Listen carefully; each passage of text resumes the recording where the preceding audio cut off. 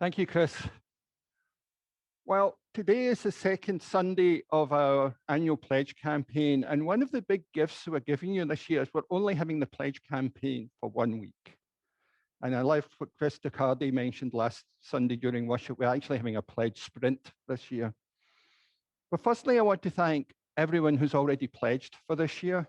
I really, for next year, I really want to thank you. Many of you have already pledged generously, so thank you so much. It means a lot. And as a religious community, we share a covenant, which is a direction for our shared journey together and a commitment to encourage and challenge one another to spiritual growth. And our covenant is we support and challenge and inspire one another. We assume best intentions, even when we disagree, and treat each other with compassion and respect. We give generously of our time and resources to sustain this vibrant fellowship. And that's what we're talking about during this week of pledge campaign, about the financial donations, about giving generously to support this community. And one thing I would like to ask is that for you to participate, even if you're not able to pledge money for next year this time, please turn in the pledge form. John Kim will be typing that into the chat, because it just helps us know that we don't need to follow up in case you just haven't got the message. Just let us know that I can't pledge at this time, and that is okay. We understand that. We all are in different financial circumstances, and as I said last week, I want the church to alleviate suffering and not be the cause of it. So please know that, but it'd be great if you could turn in your pledge form. We financially support this community, those of us who can, because it does enrich our spiritual journey and our everyday life through supporting us, challenging us, and inspiring us to live into our values. And to inspire you to pledge, we've got some gifts. One of the things, we'll be having a raffle tomorrow morning to choose a worship topic for me to preach on in May. We've also, we'll have a drawing and someone can pick 4 songs to be sung during worship services in May. They could be hymns, they could be rock songs, it could be whatever you choose. And if you choose really interesting topics, I might try and develop a worship service around it. But all that is very good. I know how this congregation really works. Cookies. I have baked 2 sets of cookies. And John Cooney has a set of cookies, because I knew if I brought these, they wouldn't make it out the sanctuary. So I had to give John his own cookies. Well, I've got 2 boxes of cookies. So we'll have 2 drawings tomorrow, and I will hand deliver these cookies. And I want to know they're already blessed. I was only going to make 1 box of cookies, but if you remember the Time for All Ages last week, that love multiplies and greed divides. Well, I only made 1, but I was put so much love into them, we ended up with 2 boxes of cookies. So, and I will hand deliver them hopefully tomorrow. And if you live far away, I will mail them to them. I will get them to you somehow. So we've got that as I encourage you to participate.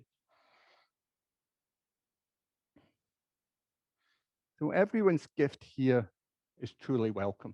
And we need everyone's gifts. We need your gifts of money. We need your gifts of time and talent. We need all your gifts to create this community. We all bring something to create this community. And I hope that and I pray that we all receive something from this community. And sometimes you can wonder, like, well, does my contribution really matter? And the answer is yes, everyone's contribution. Everything we bring here changes, transforms our community. And I hope that everything we provide to you, something transforms you, makes your lives more sustainable, support you, challenges you, and inspires you. And there's a great story from this from France, a small town in France. They're honoring one of the elders of the village. And they invite everyone in the village to come and honor this person and bring a gift of wine, bring a gift of red wine. And they're going to fill it up into this huge barrel, and then everyone's going to celebrate and toast this elder of the village who's done so much. But people start thinking like, well, my contribution doesn't mean very much, so I don't need to bring red wine. I'm just going to bring some water. And so they come, and everyone comes and pours in their wine into the barrel, and then the elder who's done so much for the village goes up to fill his glass, and he fills it up. And it's clear. It's water. Everyone had brought water because they didn't think their contribution matters. And the fact is that all our contributions matter. in the case of honoring that elder, in the case of this religious community, we never really know what difference our contributions make to this congregation, to now, and especially as we move into the years in the future. So I invite you all to think, how do you want to contribute? And really think about, what does this congregation mean to you, and what will it mean to you as we move into the future? And I'll be talking a little bit more about that in the future. And always remember that when you pledge to this community, it's a gift to yourself as well as a wider community, because we are a community that helps you identify your values you want to live into and challenges you to live into those values. So thank you again for all your generosity. Thank you, Brian. Phew. It's been a long year of pandemic with trials along the way, but we're starting to see a time beyond it finally. I'm overjoyed to hear about Richard's has his shot. Kathy and Dorothy's parents have had their shot. We're not there yet, but within this year, I believe we will come together again in person, joining in activities and connecting. It's still a dream now, but it's a compelling and true dream, I think. And I hope we will not just go back to normal, but we'll use the opportunity to fashion new goals and vision. In Unitarian fashion, I won't speak to anyone else's journey, but I can speak to my own. So what do I see ahead for my journey as part of this community?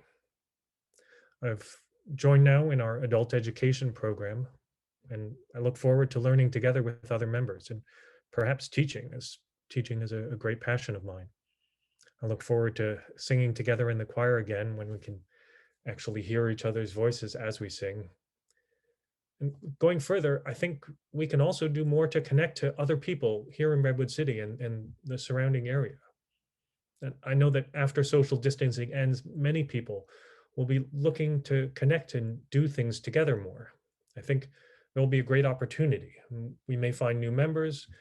We may find more ways to connect to other slices of our community. For example, I'd love to teach classes that will draw interest from both members and visitors. And that brings me to our pledge drive. Again, Unitarian fashion, I won't speak for anyone else, but I can share my thought process about how I set my pledge.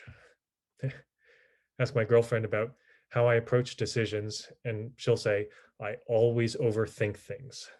But maybe in this case, overthinking will mean something to others. So my first thought was, well, what can I afford? And for some people who are really struggling, that's vital. And as Brian said, even just to let us know we can't afford something now, but but let us know that you're thinking of us.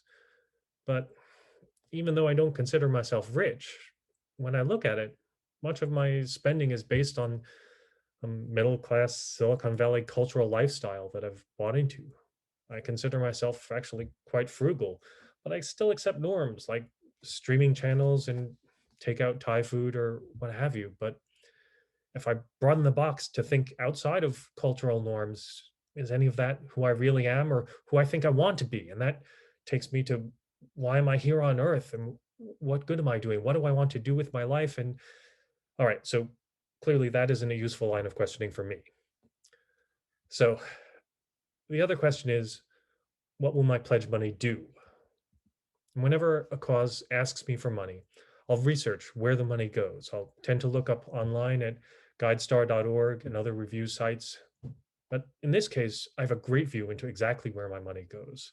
We had a presentation about it last week, and I speak to and personally know the people involved. And so I've seen the budget items and there's this breakdown, which is great. But what are we doing really? Are we just having nice things to do on Sundays and other activities just to feel good about ourselves? Or are we committing ourselves to greater values? And when I donate money, I usually feel like I should give away more to people in need. If we're just donating to ourselves, well, most of this congregation are not truly in need financially. But we just heard, I think back to on January, when on just one Sunday, we helped raise over $11,000 to undocumented students in the Sequoia Dream Club. And I was stunned to hear that. It shows that together we can make a difference to those in need. And we do that by collectively making a change in ourselves. We can work together to grow and to become more effective together in pursuing our shared values. So what does my money buy? I mean, last week, Brian was self-conscious when he said that he was one of our biggest expenses. However, from what I've seen of him, he's a great asset to this community who really cares about our causes, our values, like the undocumented youth and other causes that we will give to. And I think his time that I'm buying with my pledge and the programs that we'll invest in will pay off in the changes that we want to see because of our shared values. There exist churches that spend money on themselves for fancy facilities and lavish events. But I know this is a church where we're frugal for ourselves. We weed our own garden.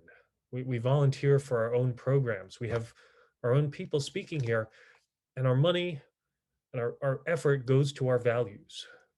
And that's what I'm pledging towards. Thank you.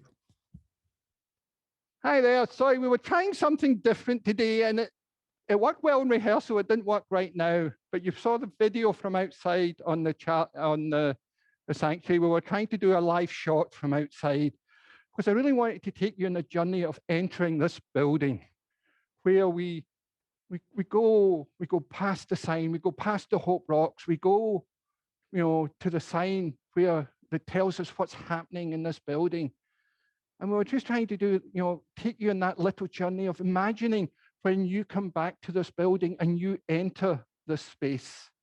You enter this space that you've missed. You haven't been there. We're coming up for the year anniversary next week. It'll be a year since many of you have been in this building, and I know that you missed that. And it's hard. And I wanted to take you on that journey. Imagine what it'll be like when we come back into this space. Enter through that door, go past my office, enter this. And there's that photo that we saw in the slideshow earlier that had people in the sanctuary. We're all craving that. I still haven't seen this. The most I've seen in this sanctuary has been 4 people, and 2 of them are my wife and daughter. And we're longing for that. And I want to take you on that journey that will enrich us when we come back to this building, and imagine what that would be like. And we hope that will happen within the next year.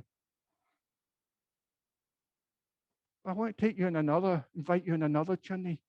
I want you to think and imagine, what's it going to be like, this community, in 3 to 5 years' time? I'm sure when you think about coming back here, you think of those people you're so familiar with, those people you care about, those people you love. I'm sure many of us are just wanting to hug those people that we care so much about. I've been the minister here for 7 months and I haven't hugged anyone here. And that's hard. And it's totally understandable given this pandemic. But envision what will it be like when we come back here in 3 to 5 years' time. What do you want to be different about the community as we come back here in 3 to 5 years? How would you like it to be different? More people, different people, more children, more youth. Perhaps a children's choir would be something we'd like. What partnerships do you want us to have with groups outside of this community? What groups will we be using the building regularly? Will a significant portion of the community be online? Because we've got so many, we've learned so much about this online community now. We have people joining us from Southern California, from Washington State, from Minneapolis, from Colorado, from Texas. We have people joining us. Do we want to preserve some form of online ministry 3 to 5 years down the line? And what about those people who are local but struggle to get to church on a regular basis? Will we have an online presence for them? These are the questions we need to think about. And these are the questions I invite you to think about as you think about the hopes and dreams for this community as we move into the future. I had an amazing experience yesterday morning around being online. I arranged a get together with my mum's side of my family. I've got four cousins, two in Canada. I've got one in South Africa and one in Australia. And we had a meeting at midnight our time here yesterday with across 16 time zones. There was a person, one of my cousins, Elaine, was in Australia. One of my cousins, Kim, was in South Africa. My brother was in Russia. My cousin Anne was in Scotland. Natalie joined us from Texas, and I was there. And we all had this conversation for an hour and a half early yesterday morning to communicate, and it was fabulous. And so we're realizing there's all these opportunities for building a community beyond just the physical space, as we're doing now with this Zoom worship. We've all learned so much. And yes, we miss the in-person worship, but there's an expansive way of communicating and connecting now that's really powerful.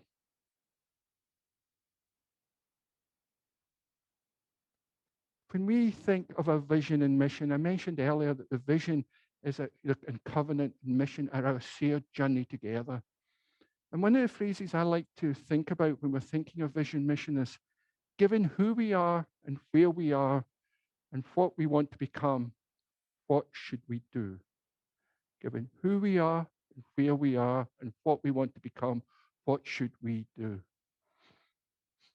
Given who we are as a congregational identity, and we're all learning about that, and we know the strengths that we have as a congregation.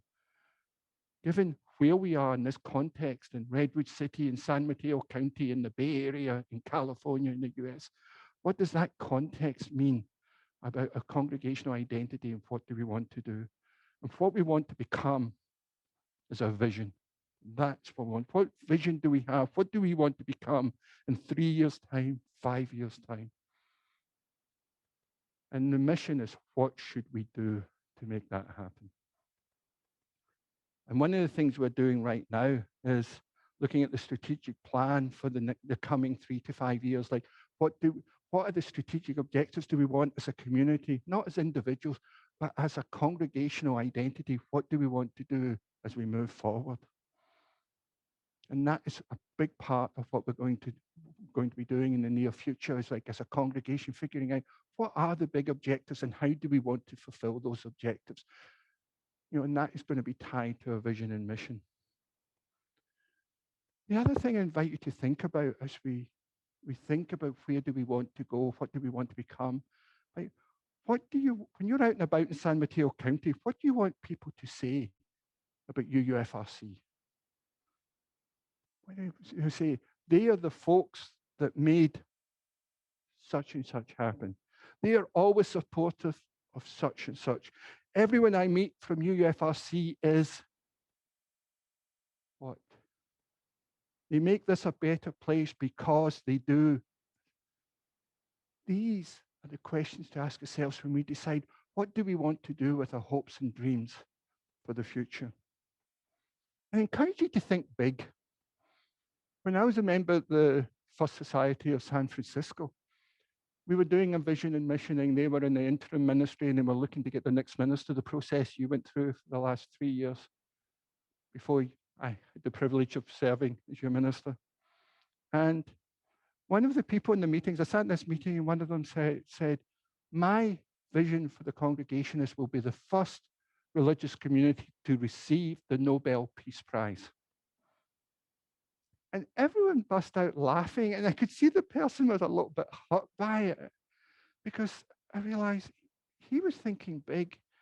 Wouldn't that be a wonderful goal, a religious community receiving the Nobel Peace Prize?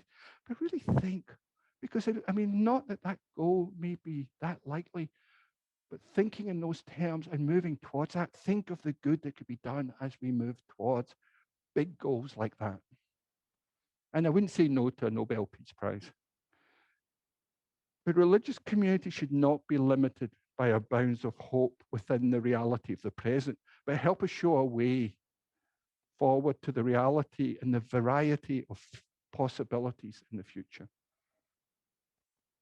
So the question I invite you to take on, to reflect, is regarding our own hopes and individuals, is what vision of the possible do we want to live by in the present? vision of the possible do we want to live by in the present and the near future?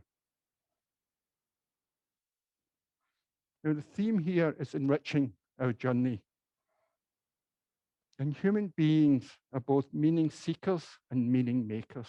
I think it's innate in who we are. We seek meanings as we try to discover purpose in our life, and we're meaning makers as we understand our experiences and find meaning amongst the complexity of life. I think religious communities trying to make sense of all the complexity and the challenges and the struggles and the suffering of our life and make meaning and find that place of hope.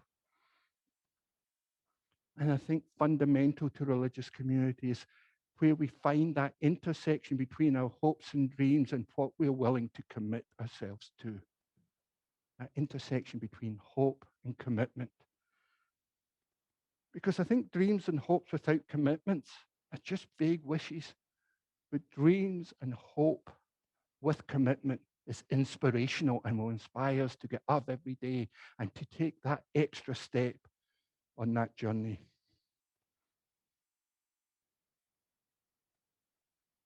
There's a beautiful story from the Hindu tradition. And this sage, this wise, old religious leader, sitting there, he's meditating.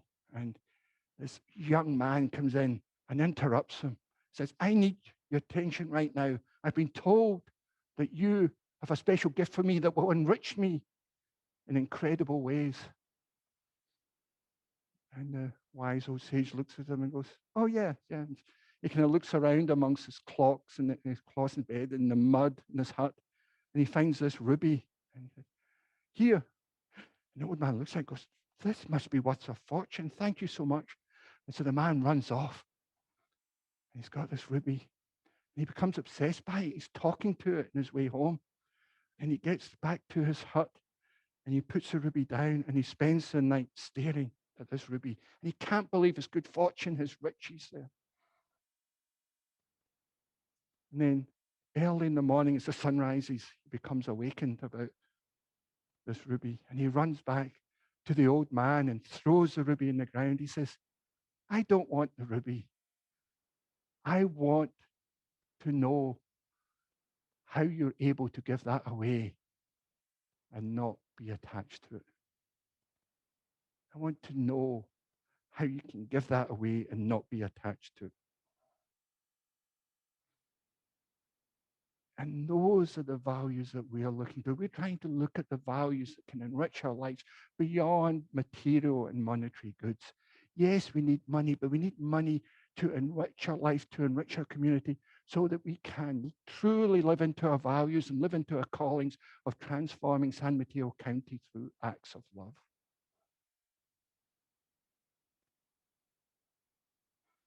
It is so important in understanding the difference between price and value. I mentioned a couple of weeks ago during the sermon in Beauty, where I talked about Joshua Bell playing there, and 2 days earlier he played in this fancy hall where people were paying $100, and people were just walking by him in the subway and not seeing him. And I think that's an example of people not really understanding the difference between value and price. We have experiences that enrich us, enrich our journey through life, that we need to be open to. And I think religious community can help us become more aware of that and help us have those experiences. Dan Hotchkiss is a well-known church consultant on financial issues and a Unitarian Universalist minister. And he says, money is a medium of power through which we act and are acted upon. A spiritual life that does not concern itself with money can have little effect in our daily lives, especially in a culture as saturated by financial forces as ours. Strong feelings about money threaten to preoccupy us, shame at lacking it, pride in having it, fear of losing it, compulsive eagerness to spend it, gluttonous delight in hoarding it. Each of these feelings has a moral and spiritual dimension. Fear can take away the courage for requisite moral action, Compulsive spending, like compulsive hoarding, turns our attention towards ourselves and away from the well-being of others. The thoughtful use of money, spending, saving, investing, giving is an effective way to care for others and realize our visions of a better world. The thoughtful use of money, spending, saving, investing, giving is an effective way to care for others and realize our vision of a better world. Those are the words of Dan Hotchkiss. Now, each of us are on a spiritual journey. We're on a spiritual journey with UUFRC, and we believe that UUFRC enriches our journey as we explore what is of ultimate value in our lives. And money is a tool to enable, but not a tool in itself. And we talked last week about the beautiful idea of how expanding our heart can increase our generosity, but can also make us generous in receiving the gifts that the universe offers us. Wholehearted giving is truly a gift to the giver as well as the recipient. I had experience many years ago when I was in Ellis Island in New York at the immigration center there. And one of the most amazing things about that experience was looking at what people brought with them when they were leaving their country, never to return. You know, they would come in a suitcase, and it was really interesting, they had items that they brought. And it was usually religious scripture, often a Christian Bible or a Torah. There was family photographs. There was usually an embroidered piece of cloth that was significant to the family. There was letters from family and friends. And these were not items of great monetary value, but were probably priceless and irreplaceable to the owners. So if you were to move somewhere, you were to leave somewhere, maybe some of you have faced this with evacuations from your house due to fires or other reasons, what would you take with you if you knew you could not return? Because that is what's valuable and irreplaceable to you. And I know in my own life, the most valuable things in my life have little to do with the price I paid for them, if I paid anything at all. The love of friends and family. The old photographs that I have of 4 or 5 generations of my family. There's books of special importance. I've got a family Bible with names going back almost over 150 years. And it could be that great piece of music that just brings you to tears. Or that life-changing experience that may happen within religious community as we reflect on it. These are dealing in a currency that's far more important than money. They are dealing in the eternal values of what makes life meaningful and purposeful, and those enrich our lives as we journey through this together. They make it a life worth living.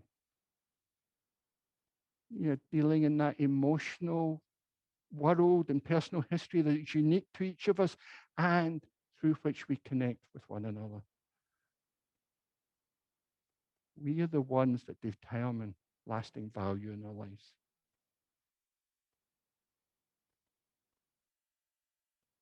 To get lasting meaning in our lives, I invite us to consider as individual and community, what are the ultimate values that drive us to get out of bed in the morning, drive us to leave the house when we can, drive us to come to religious community for the committee meetings or for the congregational meeting. What are those ultimate values that drive us and give our lives meaning and purpose? The answers, I suspect, do not lie in the materials of copper or silver or gold, but in the sacred currency of ideals, vision, and inspiration. May we all find the ideals, vision, and inspiration to give us hope and provide the comfort and purpose we all seek.